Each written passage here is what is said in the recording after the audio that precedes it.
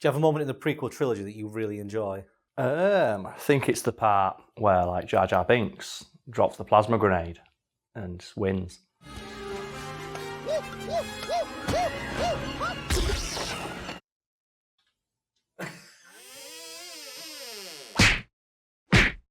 To put it diplomatically, the 3 films that make up the Star Wars prequel trilogy haven't exactly been warmly received over the years.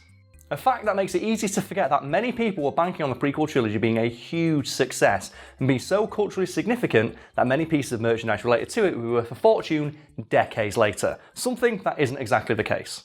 So where did the idea come from that Star Wars merchandise might be worth a lot of money? Well, as you can imagine, given that they're still making sequels to it 40 years later, the original Star Wars trilogy was quite popular. You know what? Popular. Yeah, it's popular despite being plop.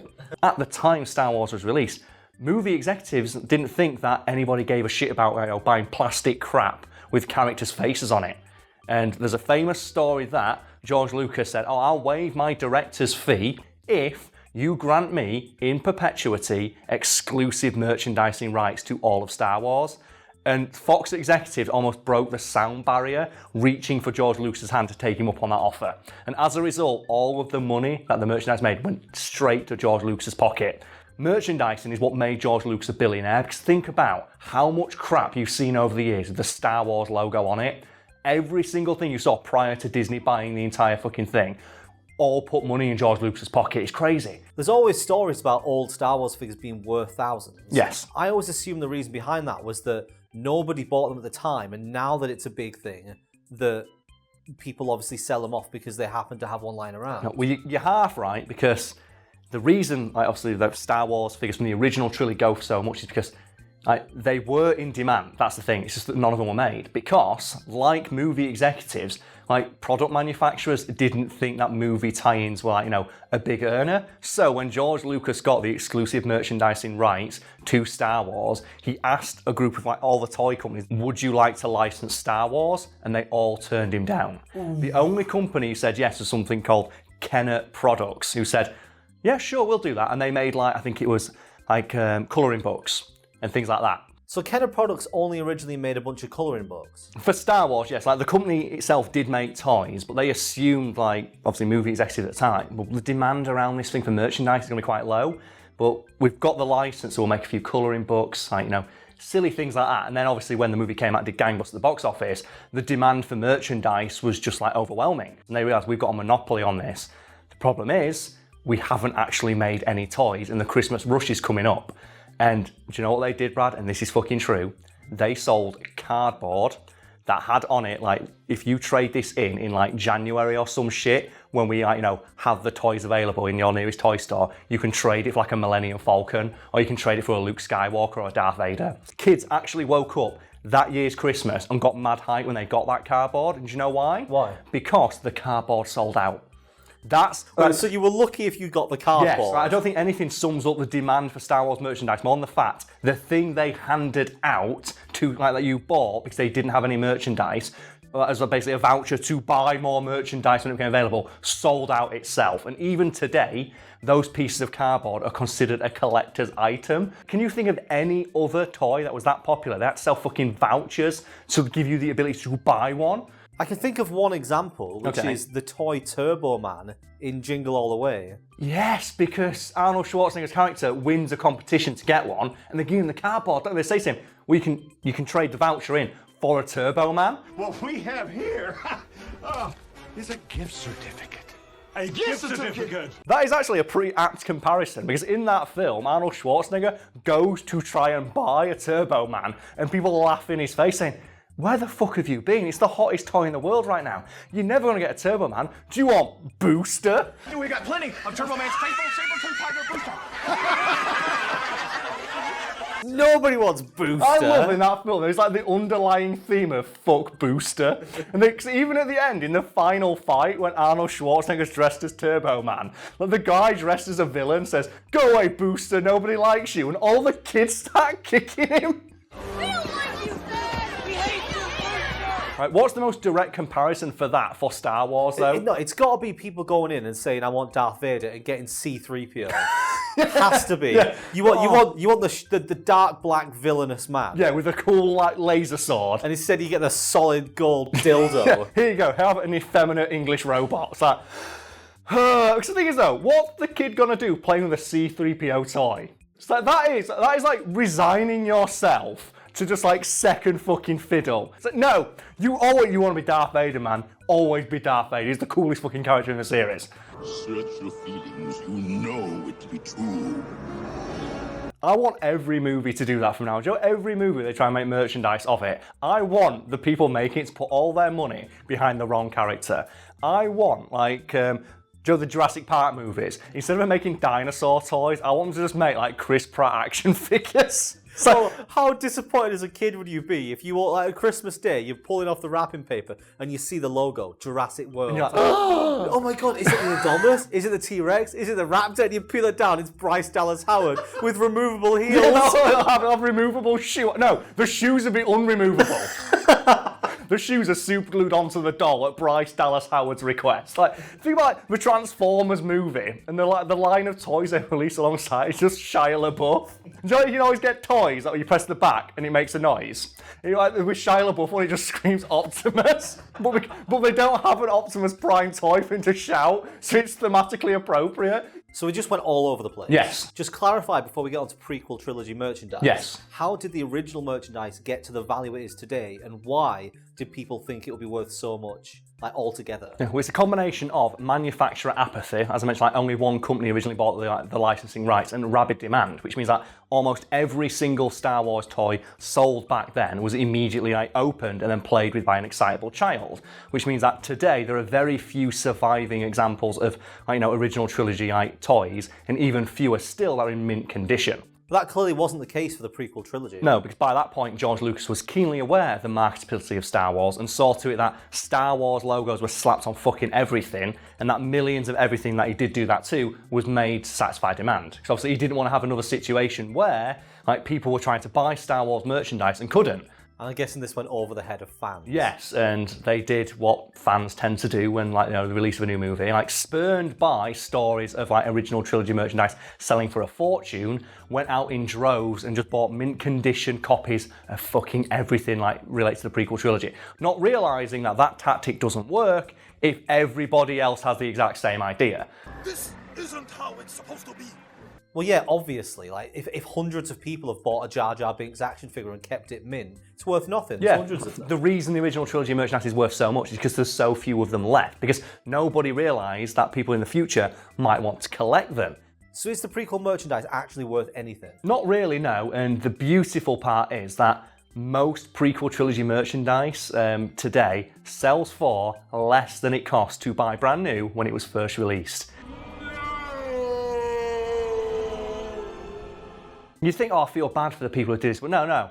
We have to remember the people who are selling this shit, chances are they were scalpers. They were the dickheads who go in on day one and shoulder check children out of the way to buy 16 Kylo Rens. It's those guys, while thinking, I'm going to be a millionaire when I do this, as they see other people do the exact same fucking thing.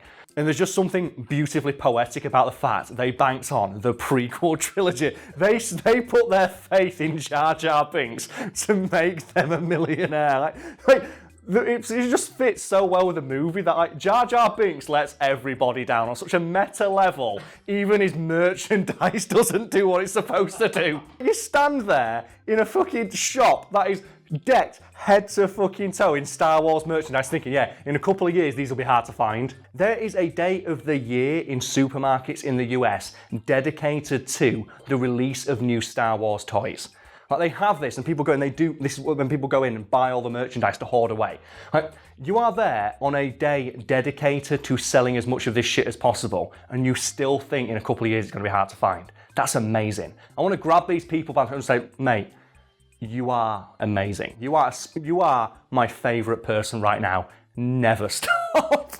I wish I had that level of confidence. I really do.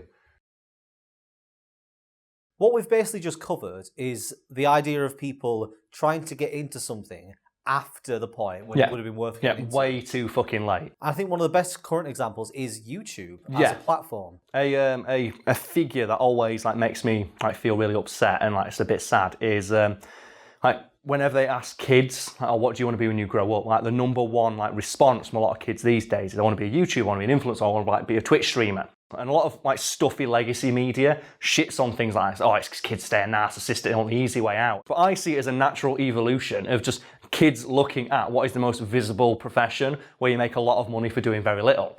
And obviously today it's YouTube and Twitch and all that shit, because kids see, oh, stories like, oh, guy earns $1 million a month playing Fortnite. So, well, I play Fortnite. I could be that guy. And obviously that's what they want to do. And that makes sense. Like, why would you not want to do something for a job that you do now and just get paid lots of money for it? But 10, 15 years ago, when me and you were like in high school, like what was it everyone wanted to be? A reality TV star. Because what did they see in the news? They saw like people on Big Brother becoming multi-millionaire celebrities just for being dickheads or being themselves on TV. And then go back further still, everyone, like when we were kids, like 5, 6 years old, what do you want to be? You want to be a footballer? Yeah. Because what stories do you hear in the news? Oh, guy playing football gets paid 100 grand a week. You think, well, I play football now, I want to grow up and do that, I want to earn lots of money for doing the thing I enjoy. Like, it's so easy to get onto YouTube as a platform. Like, we have a camera and a microphone. Like, people have that in a device they carry in their pocket. Like, anyone can do it. I mean, the only way you can guarantee being good at YouTube now is to already have contacts or success. Like Will Smith gets on and immediately gets millions. Because he's already famous. Yeah, like when, I think it was Logan Paul came over, he brought his entire fan base with him. Yeah, from Vine. Otherwise, like, get lucky. It's completely luck. Yeah, it's luck-based. And you can like tilt luck in your favour by working hard. Which means obviously when we slightly increase the probability. Well, it's because obviously when our first video went viral, we had 100 videos in our back catalogue with the exact same thing. Yeah. So it's nice and easy for like anyone who watched one of those videos to go watch every style. We'd been improving the quality gradually. But if you're just like, if you make a random video that goes viral and the rest of your content doesn't fit with that, or you just don't have a schedule, then it's really hard to like, grab that success and keep it. That's another point. Current YouTube requires multiple uploads per week of more than 10 minutes, which is why Let's Plays are so popular. Because you can sit and play a game for an hour, cut it up into 6, 10 Speaking of which, look forward to mine and Brad's own Let's Play channels coming up. I mean, it seems we are doing that, aren't we? We are, yeah. Okay, yeah, sure. Yeah. I was just double checking because I mentioned it and you just went, oh, I thought we talked about doing that on our own channel each. Yeah, well, I mean, the idea is we're going to play through various games and like share games that we enjoy with the other person. Yeah, you play through on your channel and I play through on my channel. Yeah. It seems like trying to like pull the rungs up behind us, like the crab mentality. No, fuck, we got ours. It's no, we would not recommend it because it is in no way. So you can work for a year at this and have no success. You know people. Me and you and everyone will know someone who is making videos that are actually good. Oh, better than ours. That's the problem, yeah. Well, the thing is, I find loads of channels, like randomly through recommendations, that I'm like, this person's better than what we do. So we should give a shout out to a few of them now. We do a few shout outs now while we can. Well, one I found recently is this guy called Spooky Rice. Because I like watching like breakdowns of like horror films and things like that to know if they're any good to watch them. Because like, I like horror films, I like scary films, that sort of thing. And like, in my recommendation, this guy called Spooky Rice. I go, it's like breakdown of like Cannibal Holocaust. I'm like, well, I've seen this movie before, but it's like 25 minutes long.